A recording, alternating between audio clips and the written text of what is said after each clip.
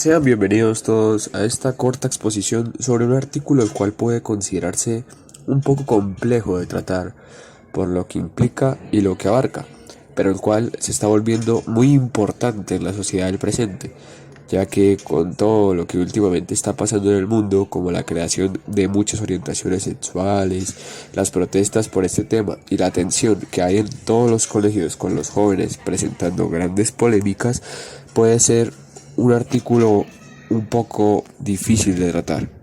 Pero esto se puede considerar como un principio o un derecho. Bueno, la Corte colombiana ha confirmado reiteradamente el estatus de derecho fundamental del artículo número 16.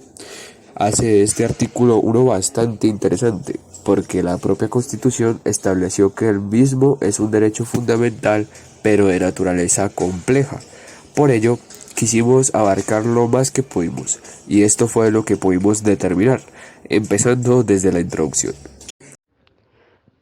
La introducción a este tema se basa en el artículo 16. Este artículo impone que todas las personas tienen derecho al libre desarrollo de su personalidad, sin más limitaciones que las que imponen los derechos de los demás y el orden jurídico. Para poder hablar y desmenuzar mejor este artículo, vamos a hablar sobre 4 cosas que son, por decirlo de cierto modo, las que más importancia llegan a tener en este artículo. En primer lugar, ¿qué es la personalidad? En segundo lugar, ¿cómo se desarrolla la personalidad? En tercer lugar, ¿por qué nadie puede impedir el desarrollo de la personalidad? Y en cuarto lugar tenemos ¿qué restricciones tiene este derecho? A continuación los dejo con mi compañero Joan Cáceres, que les va a explicar más a fondo la primera y segunda pregunta. Desarrollo del tema. Empecemos hablando de la número 1. ¿Qué es la personalidad?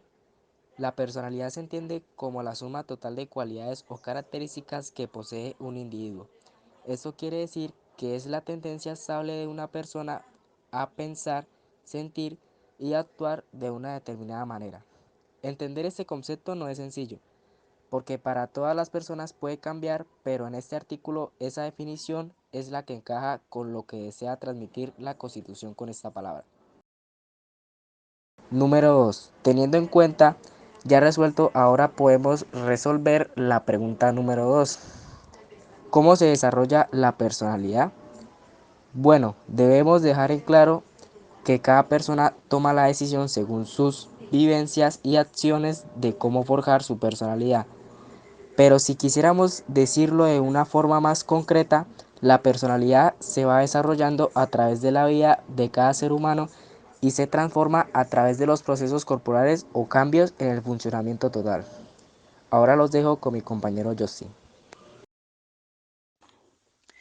Ahora, teniendo en cuenta las dos respuestas anteriores, llegamos a una de las principales. ¿Por qué nadie puede impedirme desarrollar mi personalidad? Bueno, la Constitución Política de Colombia sacó este derecho en base a esta pregunta, y es que en la de 1991 se habló por primera vez de este derecho, y es que se llegó a la conclusión de que cada individuo tiene la capacidad de elegir cosas como su bando político, su religión, su ambiente familiar y manejo de su economía, entre otras cosas. Estos factores permiten que cada individuo forje su personalidad libremente dependiendo de lo que cada uno elija en esos campos. Pero esto, como todo, tiene un límite que se menciona en la misma Constitución Política, y es que el desarrollo de la personalidad es libre para cada persona siempre, y cuando esta personalidad no atente contra los derechos de los demás y el conjunto de normas que rigen al país. Por ejemplo, una persona agresiva golpea a los demás diciendo que ese es su desarrollo de personalidad.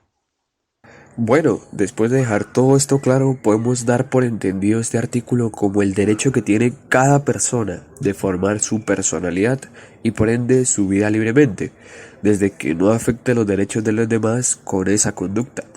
Este tema es un poco complejo de abarcar por completo, como mencionamos al inicio, porque tiene que ver mucho con la objeción personal y lo que cada uno piense. Pero esos pensamientos no eximen a nadie de cumplir con este artículo, así que es bueno tener presente que cada uno puede ser como desee y que esas diferencias forman gran parte de nuestra sociedad siempre y cuando sean respetadas tanto de quien las tiene como de quien las ve.